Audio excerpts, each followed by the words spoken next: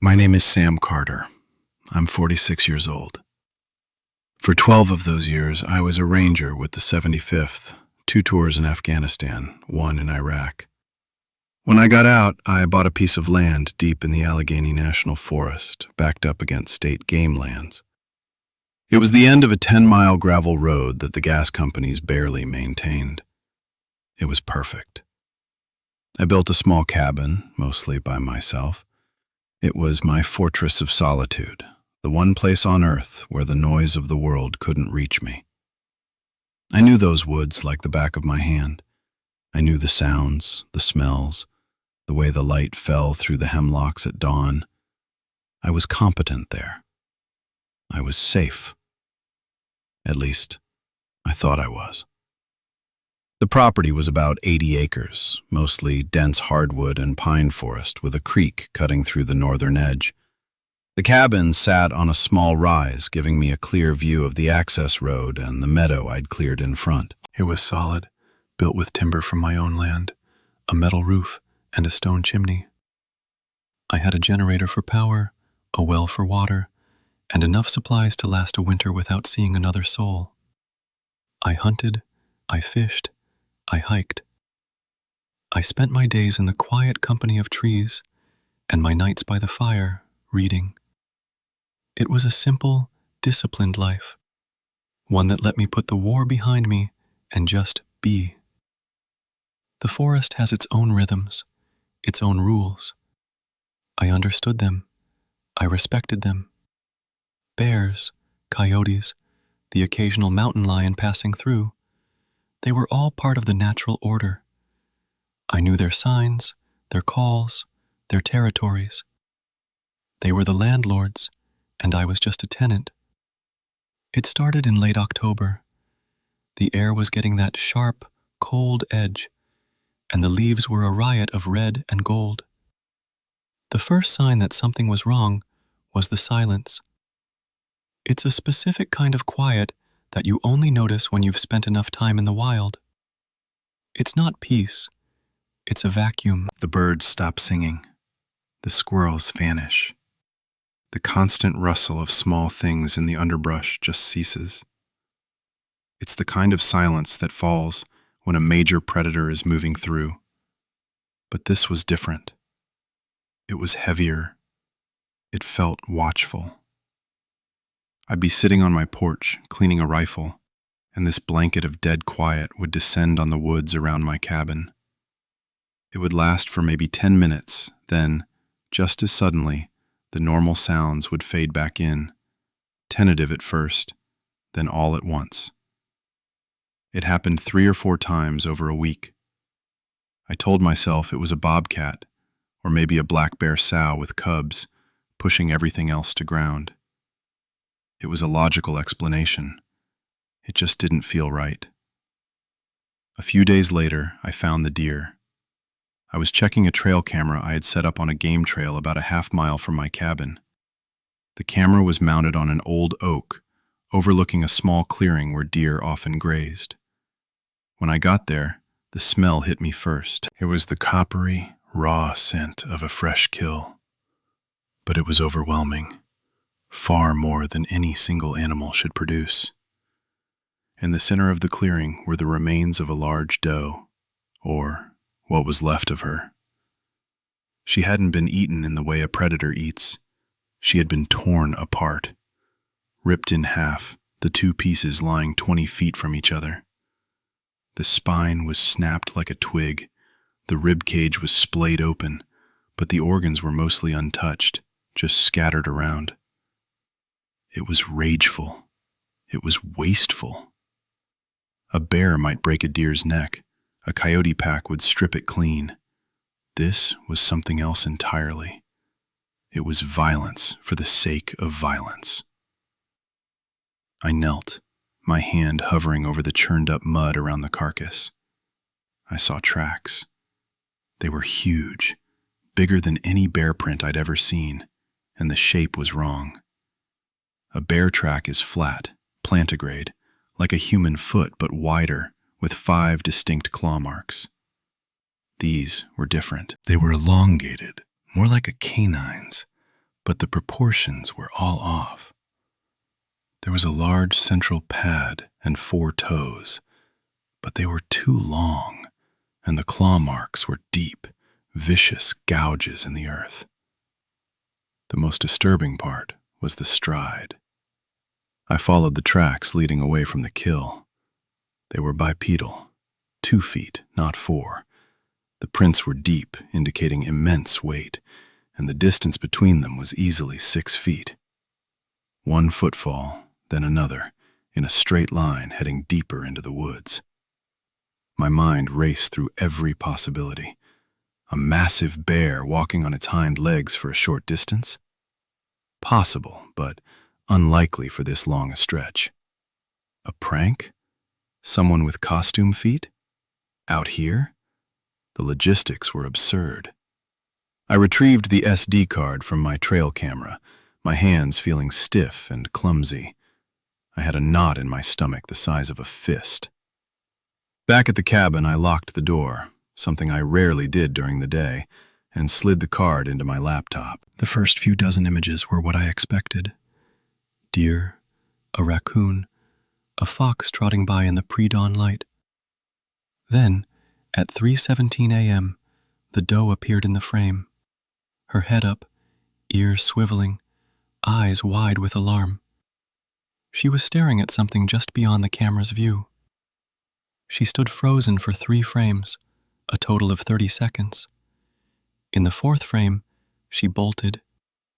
In the 5th, the frame was a blur of motion. A shape, dark and massive, lunged from the left side of the screen. It was too fast, too indistinct to make out any detail. It was just a wall of dark fur and sudden, brutal movement. The next picture, 10 seconds later, showed the clearing. It was empty. The deer was gone. The camera didn't trigger again until an hour before dawn, when a lone coyote crept into the frame, sniffed the blood-soaked ground, and then fled as if scalded. I watched the sequence over and over. That blur of motion. It was tall. Taller than the deer, and it moved with a speed that didn't seem possible for its size. I tried to enhance the image, sharpening the contrast, but it was no use. It was just a smudge of darkness, a predator caught in a fraction of a second. I closed the laptop and sat there in the quiet of my cabin, the silence of the woods outside pressing in. The rational part of my brain, the part trained by years of military discipline, was fighting for an explanation. A glitch in the camera, a bear moving in an odd way. But the other part of me, the part that had learned to trust my gut on patrols in hostile territory, was screaming that something was fundamentally wrong. The tracks, the sheer violence of the kill, the oppressive silence. It was a pattern, and it was escalating. That night, I didn't just lock my door, I barred it. I cleaned my Remington 870 and my AR-15, loaded the magazines, and kept them within arm's reach. I sat in the dark, listening. The sound came around midnight. It started as a low scratching against the cabin's west wall, the one that faced the deepest part of the forest. It was a rhythmic, deliberate sound. Scrape, pause. Scrape, pause. Not the frantic clawing of a bear or the scrabbling of a raccoon. It sounded like someone dragging a garden rake slowly down the logs.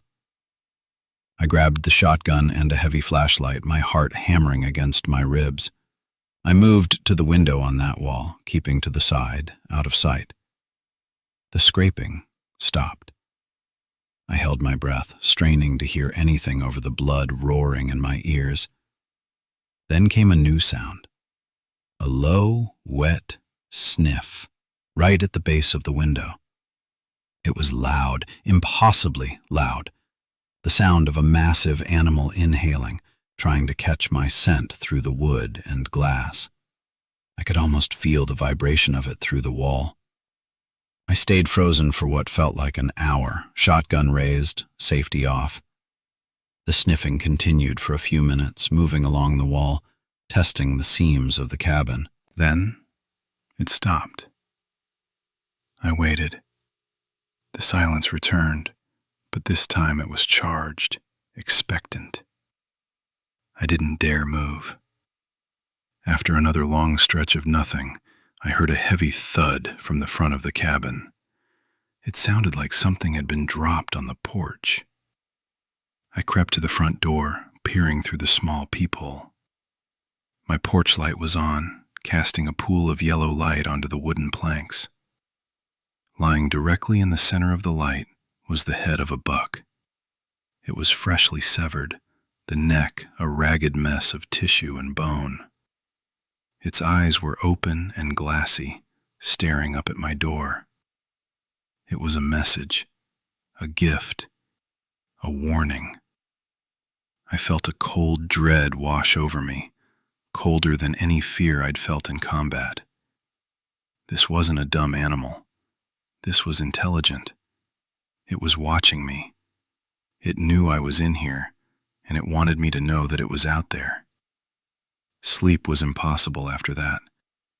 I spent the rest of the night sitting in a chair facing the door, the shotgun across my lap. Every creak of the cabin, every rustle of leaves outside sent a jolt of adrenaline through me. My training kicked in. Fear was a tool, not a handicap. It kept you sharp. I started thinking tactically. My cabin was defensible. Solid walls, high windows, one door. The generator was in a small, reinforced shed out back. My truck was my only way out. I needed to protect it.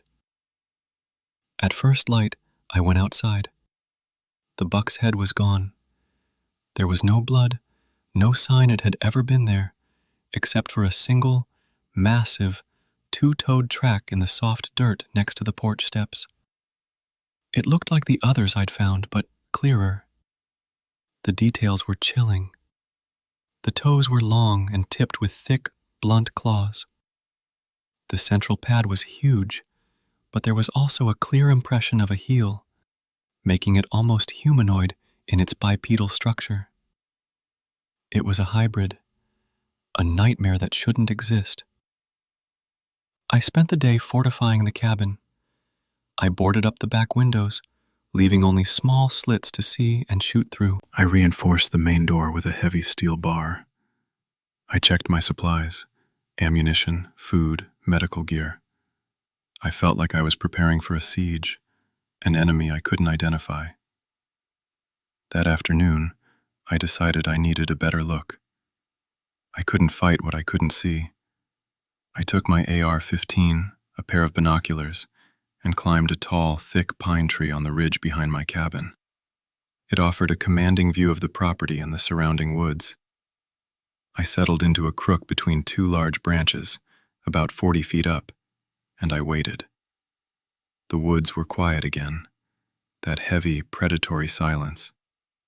The sun began to dip below the horizon, painting the sky in shades of orange and purple. The shadows grew long, stretching like fingers across my meadow. The temperature dropped. And then I saw it. It emerged from the tree line on the far side of the meadow, about 200 yards away. It didn't walk out of the woods so much as it materialized from the shadows. My breath caught in my throat. It was tall, easily 7.5, maybe 8 feet. It stood on two legs, but they were bent backwards at the knee, like a dog's, a digitigrade stance that looked profoundly wrong on a creature of that size. Its body was a mass of thick, dark fur, somewhere between black and gray. The shoulders were immense, disproportionately wide and powerful, tapering down to a narrow waist. The arms were too long, hanging almost to its knees. They ended in what looked like hands, large and human-like, but tipped with thick black claws. But the head was what broke my mind. It was purely, undeniably canine. A long muzzle, filled with what I could see were massive teeth, even from that distance.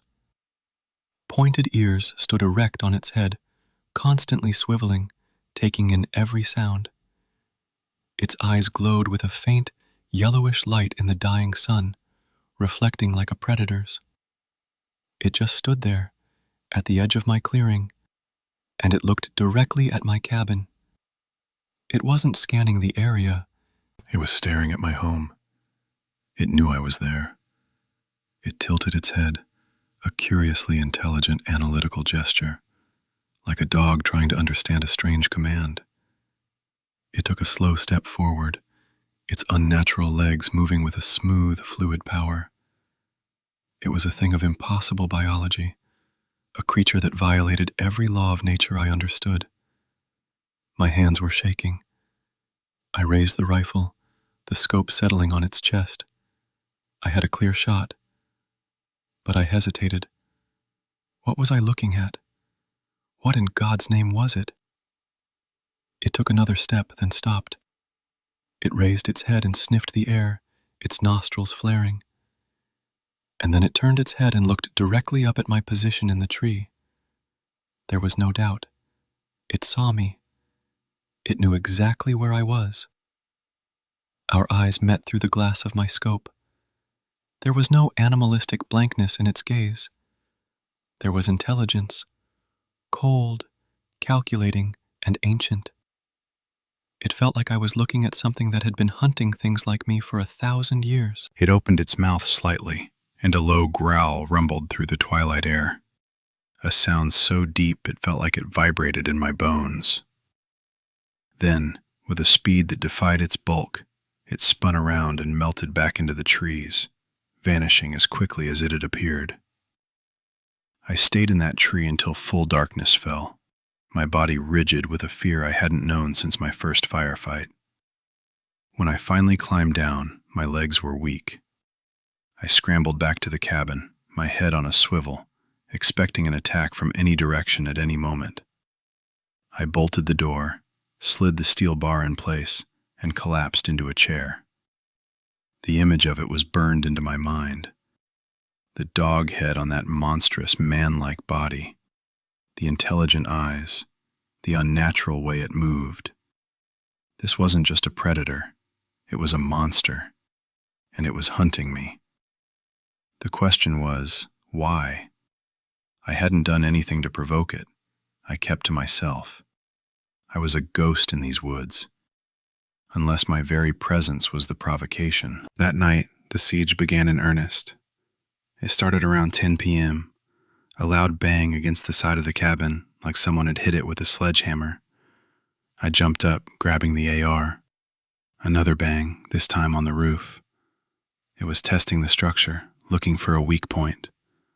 I moved through the darkened cabin, peering through the slits I'd cut in the boarded-up windows. I couldn't see anything. The moon was new, and the forest was a wall of impenetrable black. But I could hear it. It was circling the cabin. I could hear its heavy footfalls, the snap of twigs under its immense weight. I could hear its breathing, a low, guttural rasp that seemed to come from all directions at once. Then it started on the front door. Not a frantic scratching, but a steady, immense pressure. The thick oak door began to groan, the hinges creaking in protest. I could see the wood bowing inwards. I braced myself against the wall next to the door, rifle pointed, my sights trained on the center of the wood. I knew it would come through. It was only a matter of time. The pressure increased, accompanied by a deep, furious growl. Splinters of wood flew from the door frame. I yelled, a primal scream of defiance. "Get the hell out of here!" The only answer was the sound of wood cracking. Suddenly, the pressure on the door stopped. I heard it move away, its heavy steps receding towards the back of the cabin. I held my position, confused. Why would it give up? A moment later, I knew why. The cabin went dark. The hum of the small refrigerator, the single light I had on, everything cut out at once. The generator. It had gone for the generator. It wasn't just a beast trying to get in. It was thinking. It was cutting my power, taking away my light, isolating me in the dark. This was a tactical move. My blood ran cold. This creature wasn't just intelligent, it was a strategist. It was dismantling my defenses one by one. I navigated the now pitch-black cabin by memory, my flashlight beam cutting a nervous path through the darkness. I had to assume it would come through a window next. I moved to the main room, where I had the best fields of fire covering the 2 remaining windows and the door. The silence outside was absolute again. It was playing a psychological game. The quiet was worse than the noise. I was on high alert, every nerve ending screaming. Minutes stretched into an eternity. And then, a crash of breaking glass from the small kitchen window. It was one of the ones I had boarded up, but it had smashed the pane behind the wood. I heard the boards splintering as it began to rip them away. I moved to the kitchen doorway, taking cover behind the frame. I could see its hand, that huge, 5-fingered, clawed hand, reaching through the broken window, tearing at the wood planks. It ripped a 2x4 off the frame as if it were a matchstick. The arm that came through was impossibly long and corded with muscle under the dark fur.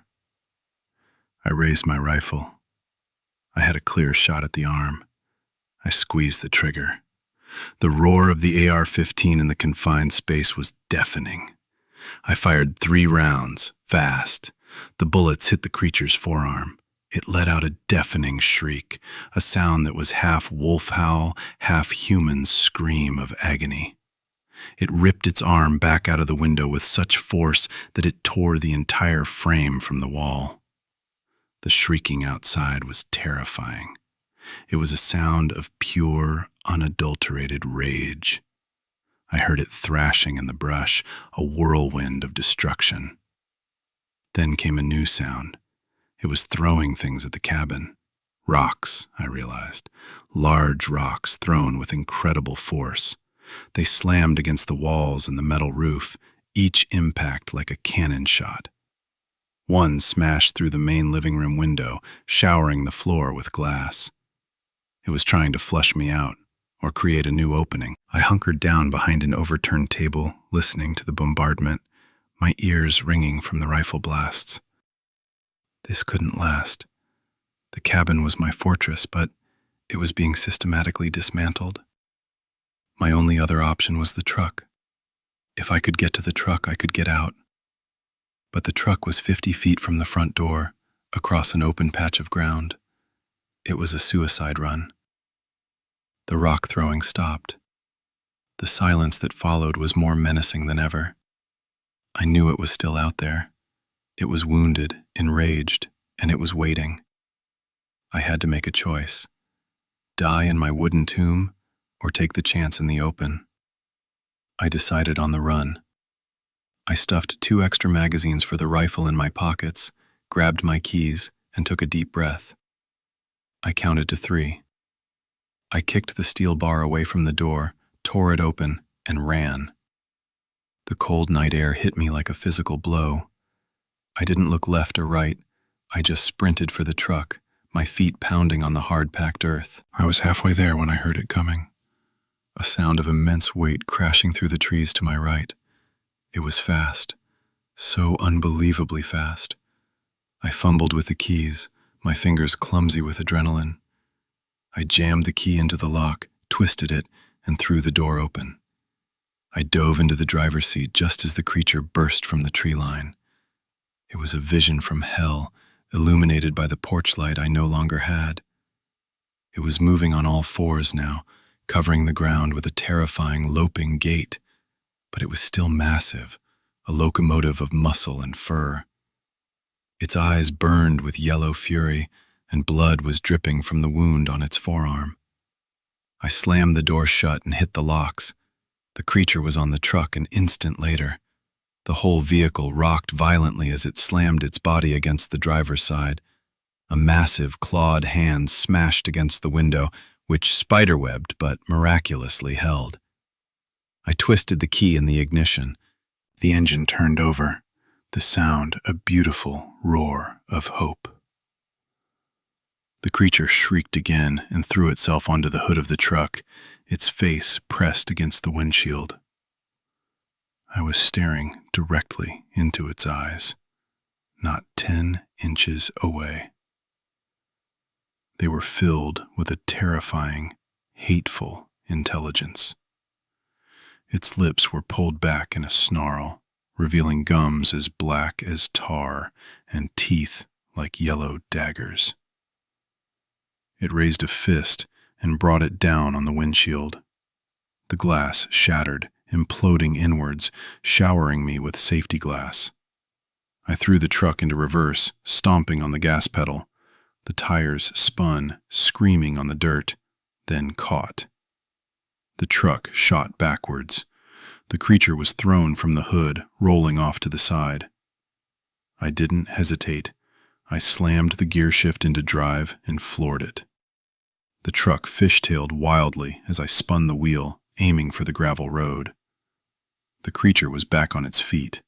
It lunged for the truck again, its claws screeching down the side of the passenger door, tearing deep gouges in the metal. I swerved, and it missed getting a purchase. I straightened out and shot down the access road, my headlights cutting a tunnel through the suffocating darkness of the forest. I glanced in the rearview mirror. For a terrifying second I saw it. It was standing in the middle of the road, bathed in my red taillights, watching me go. It wasn't pursuing, it was just standing there. Then the road curved, and it was gone. I didn't slow down. I drove like a madman, the truck rattling and groaning, the cold wind whipping through the shattered windshield. Every shadow on the side of the road was a monster waiting to leap. Every bend in the road was a potential ambush. It took me 20 minutes to reach the paved county road, a drive that usually took 40. I didn't stop until I saw the lights of the first small town, another 10 miles down the road. I pulled into the parking lot of an all-night gas station, the truck's engine ticking, my body shaking uncontrollably.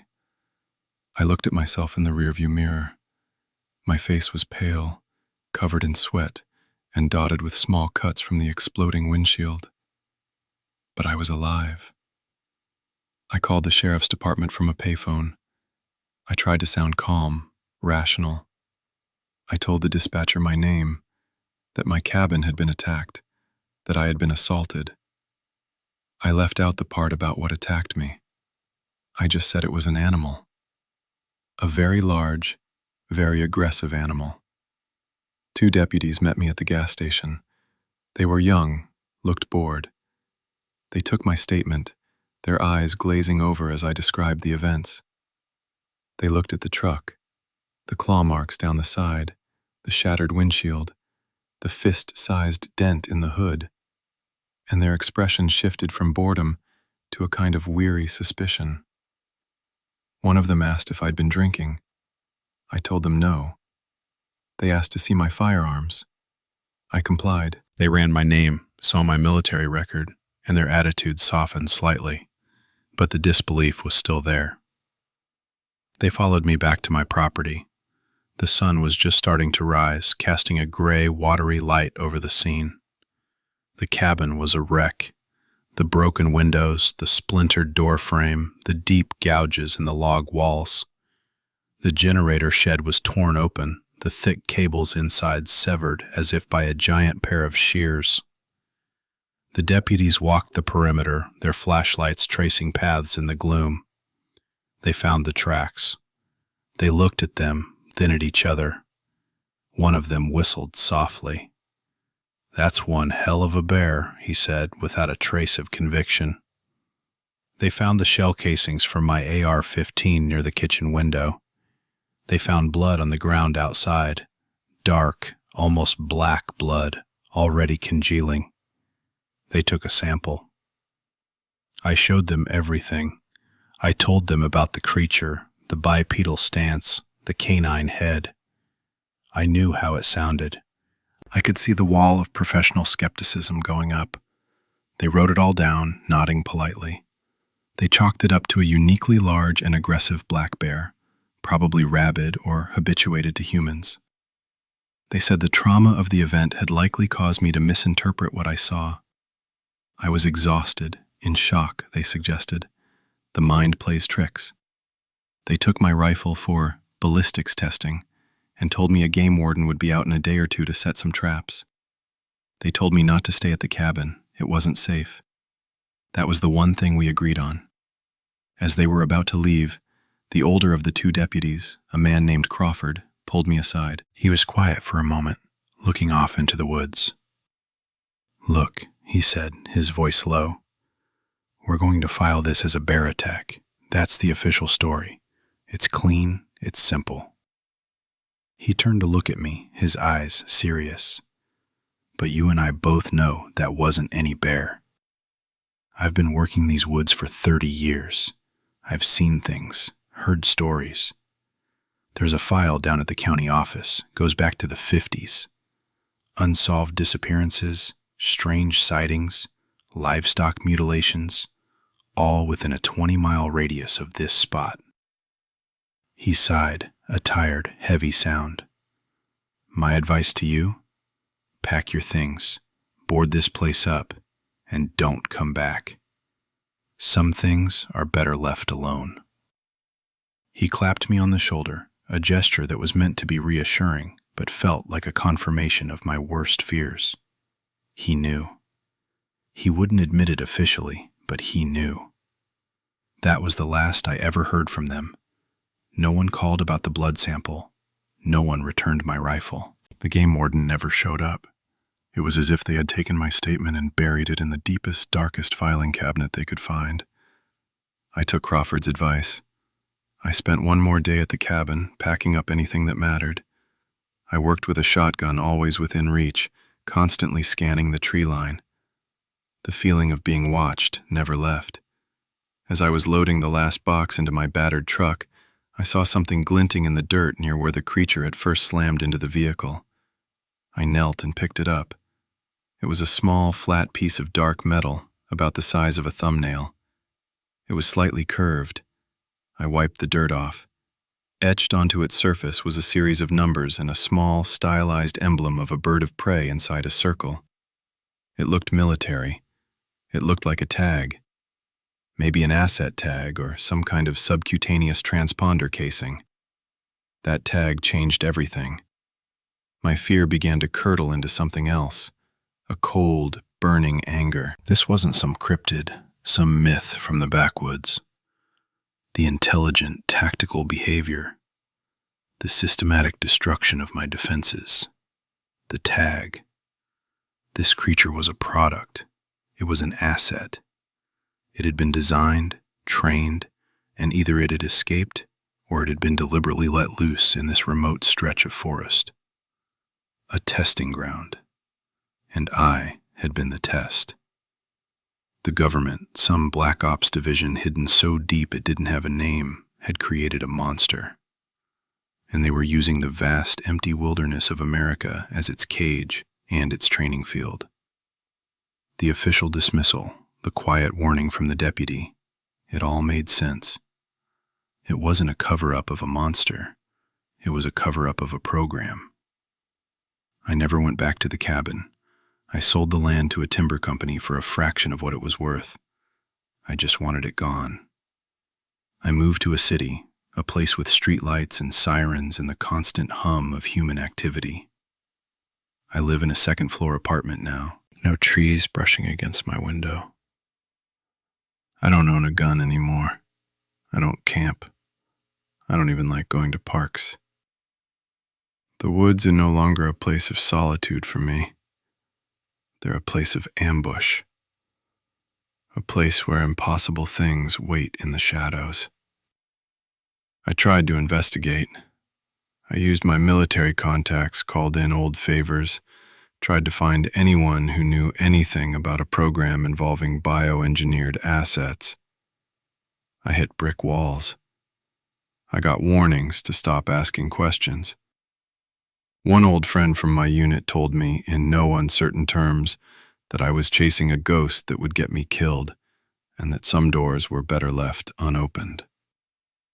I have nightmares. I see those yellow eyes, that impossible body. I hear that shriek of rage. Sometimes I wake up and I can still smell the blood and the wet fur. I have a new set of locks on my door. I check them 3 times before I go to bed. The world feels different to me now. It's thinner. The barrier between what we think is real and what is actually hiding just out of sight is so fragile.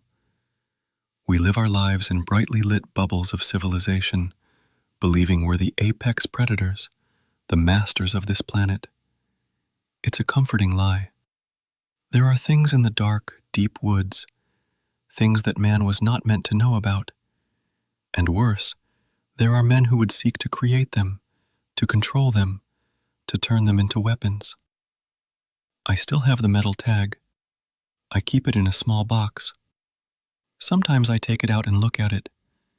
It's a reminder that I'm not crazy, a reminder of what's really out there, and a reminder that the most dangerous monsters aren't the ones with claws and fangs. They're the ones with security clearances and budgets, the ones who make decisions in windowless rooms, unleashing horrors on the world, and then filing them away as an acceptable loss. My name is Sam Carter.